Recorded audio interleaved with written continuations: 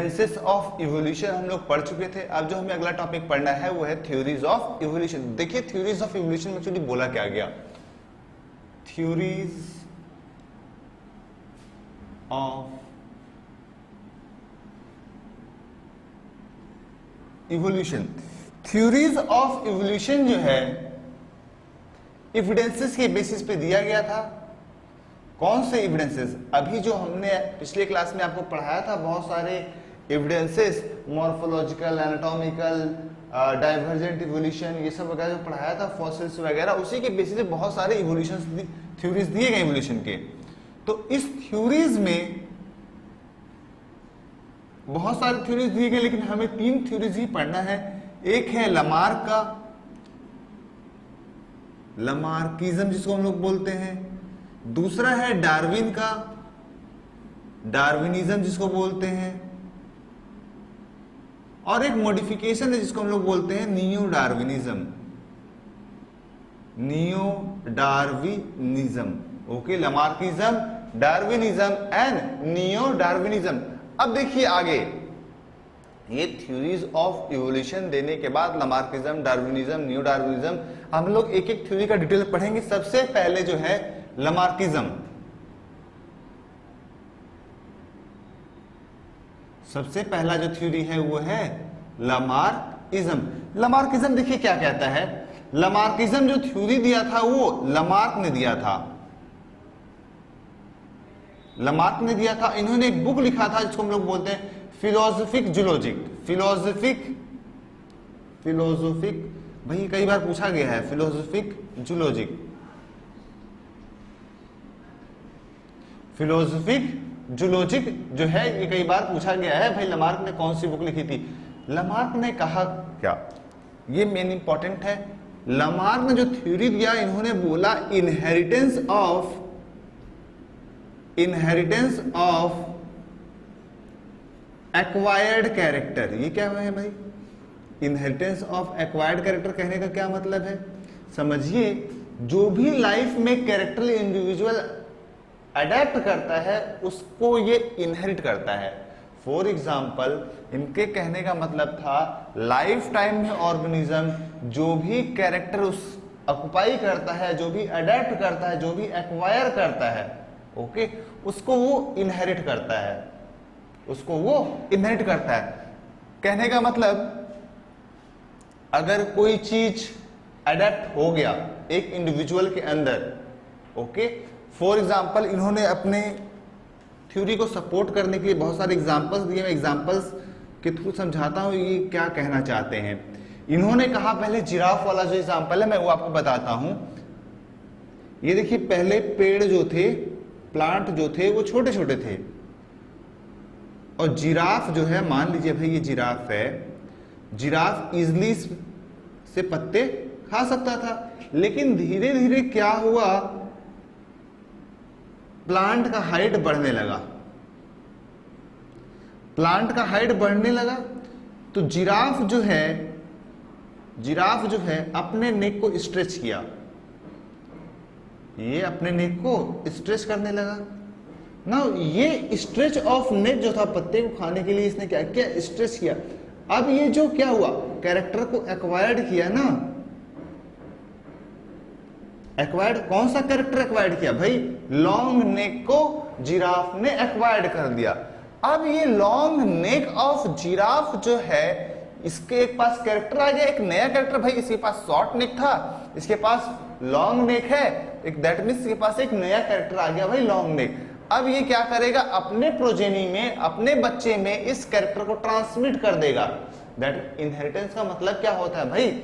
Inheritance का मतलब होता है transmission of character from parents to offspring.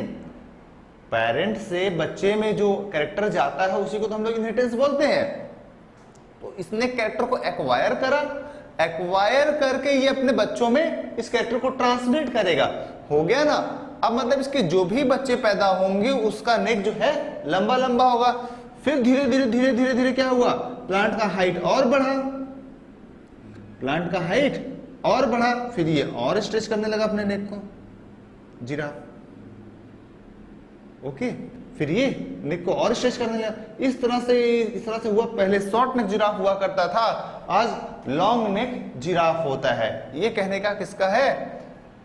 Lamarck का। दूसरा इन्होंने एग्जांपल दिया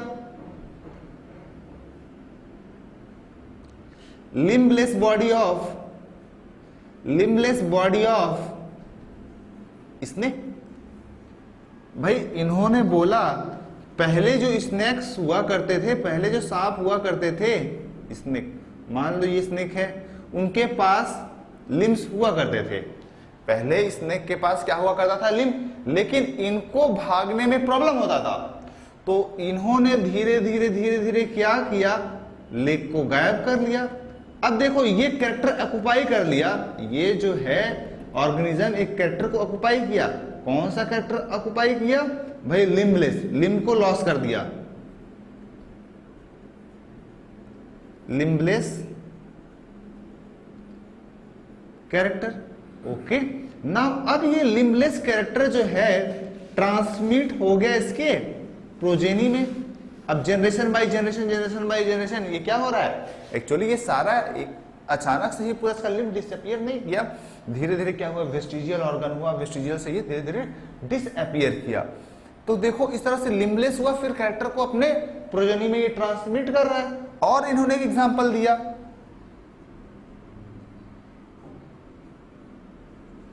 वेब्ड फुट ऑफ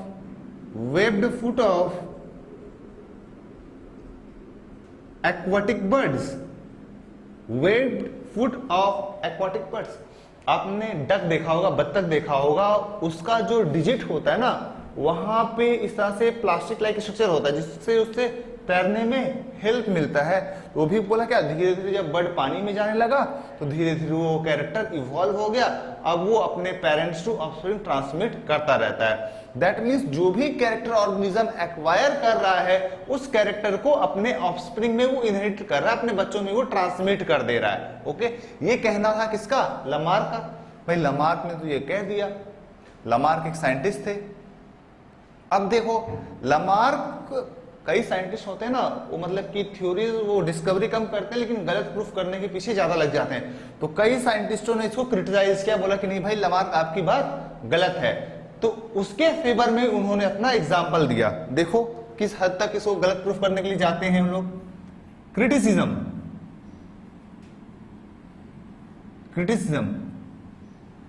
एक साइंटिस्ट ने क्या किया? ड्रोसोफिला का नाम तो आपने सुना ही होगा। ड्रोसोफिला के 69, इसके पास इतना फालतू टाइम था कि ड्रोसोफिला को 69 जनरेशन, ठीक है, बाप दादा परदादा सबको करीबन 69 जनरेशन तक ड्रोसोफिला को अंधेरे में रखा, डार्क रूम में रखा। लेकिन जो बाद में ड्रोसोफिला आया वो देखा उसके आई में कोई चेंज नहीं है। इसके अनुसार तो क्या होना चाहिए था भाई? इसको अंधा हो जाना चाहिए था, क्योंकि वहां पे लाइट था ही नहीं, एक्वायर्ड कैरेक्टर होना चाहिए था, लेकिन ऐसा हुआ नहीं। दूसरा क्रिटिसिज्म, भाई हमारे में क्या है? Females piercing of year